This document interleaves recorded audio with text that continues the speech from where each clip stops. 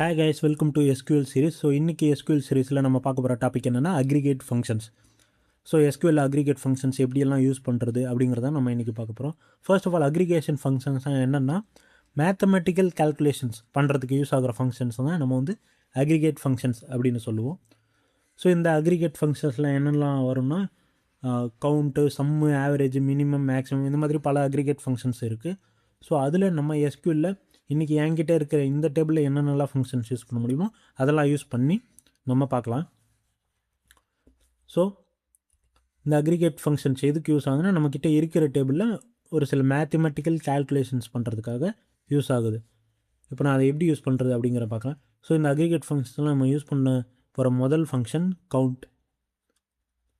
So அந்த கவுண்ட்டுடைய சின்டெக்ஸுமே இது தான். செலக்ட் ஸ்டார் ஃப்ரம் ஸ்டூடெண்ட்ஸில் நம்ம கவுண்ட் ஃபங்க்ஷனை யூஸ் பண்ணிக்கலாம். ஸோ கவுண்ட் ஃப்ரம் ஸ்டூடெண்ட்ஸ் நான் எதை கவுண்ட் பண்ண போகிறேன் அப்படின்னா நான் சிம்பிளாக open bracket and close bracket கொடுத்துக்கிறேன்.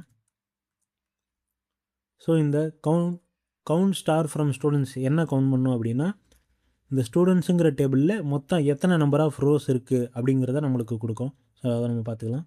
ஸோ இங்கே பார்த்தீங்கன்னா கவுண்ட் வந்து 6. ஸோ மொத்தம் வந்து நம்ம டேபிளில் 6 ரோஸ் இருக்குது. அதை தான் நம்ம கவுண்ட் ஃபங்க்ஷன் யூஸ் பண்ணி பார்த்துருக்கோம். அடுத்ததான் இந்த கவுண்ட் ஃபங்க்ஷனில் நம்ம என்ன பண்ணலான்னா நம்ம வந்து வேறு ஏதாவது கால்குலேட் பண்ணலாம். ஃபார் எக்ஸாம்பிள் எனக்கு ஒரு பர்டிகுலர் காலம் வந்து எத்தனை கவுண்ட் இருக்குது அப்படின்னு வேணும்னா நான் வந்து சிட்டி கவுண்ட் சிட்டி ஃப்ரம் ஸ்டூடெண்ட்ஸ்னால் எத்தனை சிட்டி இருக்குது அப்படிங்கிறத நம்ம பார்க்கலாம். ஸோ அதுவுமே வந்து பார்த்திங்கன்னா 6 தான் இருக்கும். ஸோ அடுத்தது நான் என்ன யூஸ் பண்ணிக்கிறோம். ஸோ இந்த மாதிரி எத்தனை கவுண்ட் இருக்குது ஒரு டேபிளில் இருக்கிற ஆட்ரிபியூட்ஸில் இப்போ எந்த காலமாக இருக்கட்டும் எந்த ரோவாக இருக்கட்டும் எத்தனை கவுண்ட் இருக்குது அப்படிங்கிறத பார்க்குறதுக்காக நம்ம வந்து கவுண்ட் ஃபங்க்ஷன் யூஸ் பண்ணுவோம்.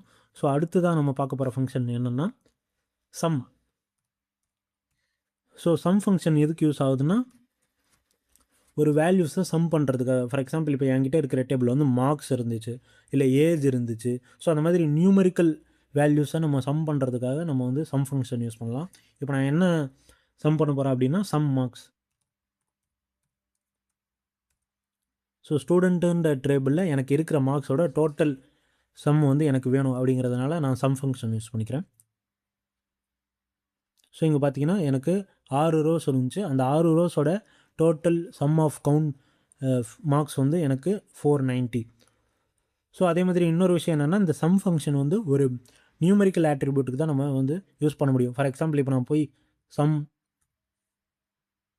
நேம்ஸ்ன்னு நான் கொடுக்குறேன். என்ன ஆகுதுன்னு பார்க்கலாம். ஸோ எனக்கு வந்து பார்த்திங்கன்னா எரர் வருது. ஏன்னா நேம்ஸ் ஃபீல்டில் வந்து நம்மளால் கவுண்ட் பண்ண முடியாது, அதாவது சம் பண்ண முடியாது. ஏன்னா அது ஒரு டெக்ஸ்ட்டு டேட்டா, ஒரு நியூமரிக்கல் டேட்டா கிடையாது. அதனால் நம்மளால் சம் ஃபங்க்ஷன் யூஸ் பண்ண முடியாது. ஸோ இப்போ வந்து நம்ம அடுத்ததாக என்ன பார்க்கலான்னா ஆவரேஜ் அப்படிங்கிற ஃபங்க்ஷன் பார்க்கலாம். So AVJ. ஸோ ஆவரேஜுக்கு நம்ம யூஸ் பண்ணுற கீவேர்டு வந்து AVG. So average of marks from students. இது என்ன கொடுக்கணும், எனக்கு ஸ்டூடெண்ட்டுங்கிற டேபிளில் மார்க்குன்ற காலமில் இருக்கிற மார்க்ஸனுடைய ஆவரேஜ் நம்மளுக்கு வந்து வரும். ஸோ 81.667. ஸோ இதுதான் என் டேபிளில் இருக்கிற மார்க்ஸனுடைய ஆவரேஜ். ஸோ அடுத்ததான் நம்ம என்ன பண்ணலாம்னா minimum function. So minimum function and maximum வந்து நம்ம வந்து மின் அண்ட் மேக்ஸ்ன்னு சொல்லுவோம். ஸோ மின் ஆஃப் மார்க்ஸ். ஸோ இப்போ நம்ம மார்க்ஸ்க்கு பதிலாக வேறு ஏஜ்னு கொடுத்துக்கலாம். Age from students. ஸோ இருக்கிற ஸ்டூடெண்ட்ஸில் மினிமமாக ஏஜ் இருக்கிறவங்க 20. ஸோ அப்படி நம்ம கொடுத்துக்கலாம். இல்லை மின் ஆஃப் மார்க்ஸ் கொடுக்கலாம். அடுத்ததாக பார்த்திங்கன்னா max. So same max age என்ன அப்படிங்கிறத நம்ம பார்த்துக்கலாம். ஸோ இப்போ நம்ம என்ன பண்ண போகிறோன்னா இந்த அக்ரிகேட் ஃபங்க்ஷன்ஸ் கூட வேர் கிளாஸை எப்படி சேர்த்து ஒர்க் பண்ணுறது அப்படிங்கிறத நம்ம பார்க்க போகிறோம். ஸோ இப்போ நான் வந்து ஃபர்ஸ்ட் அக்ரிகேஷன் ஃபங்க்ஷன் யூஸ் பண்ணிக்கிறேன். So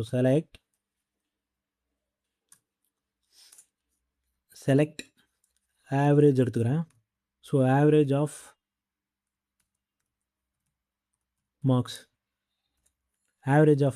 from student. ஸோ இது எனக்கு என்ன ரிட்டர்ன் பண்ணணும்னா என் ஸ்டூடெண்ட் டேபிளில் இருக்கிற மார்க்ஸினுடைய ஆவரேஜ் ரிட்டர்ன் பண்ணும். ஆனால் எனக்கு எல்லாருடைய மார்க்கும் வேணாம், எனக்கு வந்து பர்டிகுலராக இந்த டிபார்ட்மெண்ட் இல்லை இந்த ஐடியில் இருக்கிறவங்க மார்க்குடைய ஆவரேஜ் தான் வேணும் அப்படிங்கிற பட்சத்தில் நான் வந்து வேர் கிளாஸ் யூஸ் பண்ணி கண்டிஷன்ஸ் கொடுத்துக்கலாம். இப்போ எனக்கு வந்து நான் என்ன பண்ண போகிறேன்னா வேர் கிளாஸ் யூஸ் பண்ணிக்கிறேன். வேர் டிபார்ட்மெண்ட் ஈக்குவல் டு சிஎஸ்சின்னு நான் கொடுத்துக்கிறேன். ஸோ இங்கே வந்து பார்த்தீங்கன்னா எனக்கு மார்க்ஸினுடைய ஆவரேஜ் வேணும், at the same time CSC டிபார்ட்மெண்ட்டில் இருக்கிற ஸ்டூடெண்ட்ஸோட மார்க்ஸ் மட்டும்தான் வேணும். ஸோ அப்போ நான் வந்து வேர் கிளாஸ் யூஸ் பண்ணிக்கிறேன். ஸோ இங்கே பார்த்தீங்கன்னா ஆவரேஜ் மார்க்ஸ் 76. இந்த அக்ரிகேட் ஃபங்க்ஷன்ஸில் டிஸ்டிங்க்ட்ன்ற கீவேர்டை எப்படி யூஸ் பண்ணுறது அப்படின்னு பார்க்கலாம். ஸோ நான் ஃபர்ஸ்ட் வந்து கவுண்ட் ஃபங்க்ஷன் யூஸ் பண்ணிக்கிறேன்.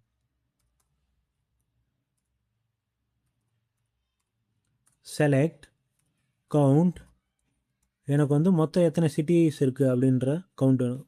So city from students. So எனக்கு சிட்டிஸோட கவுண்ட் வந்து 6 இருக்குது. இப்போ எனக்கு என்ன வேணும்னா யூனிக்கான சிட்டிஸ் எத்தனை இருக்குது அப்படிங்கிறது வேணும். ஸோ இந்த சிட்டி நம்பர் 6 அப்படிங்கிறது ரிப்பீட்டட் வேல்யூஸ். ஸோ நான் வந்து சென்னை அப்படின்னா சென்னைன்னு ஒரு 10 பேரோட ஸ்டூடெண்ட்ஸோட சிட்டியாக இருக்கும். ஆனால் எனக்கு யூனிக்காக மொத்தம் எத்தனை சிட்டிஸ் இருக்குது அப்படின்னு தெரிஞ்சுக்கணுன்னா அதுக்காக நான் வந்து டிஸ்டிங்க்ட் ஃபங்க்ஷன் யூஸ் பண்ண போகிறேன். So distinct, so select count distinct city from students. So இந்த டிஸ்டிங்க்ட் சிட்டி என்ன பண்ணால் டூப்ளிகேட் வேல்யூஸ் ரிமூவ் பண்ணிவிட்டு மொத்தம் எத்தனை இருக்குது யூனிக்கான வேல்யூஸ் அப்படின்னு கொடுக்கும். ஸோ அதை நம்ம கவுண்ட் பண்ண போகிறோம்.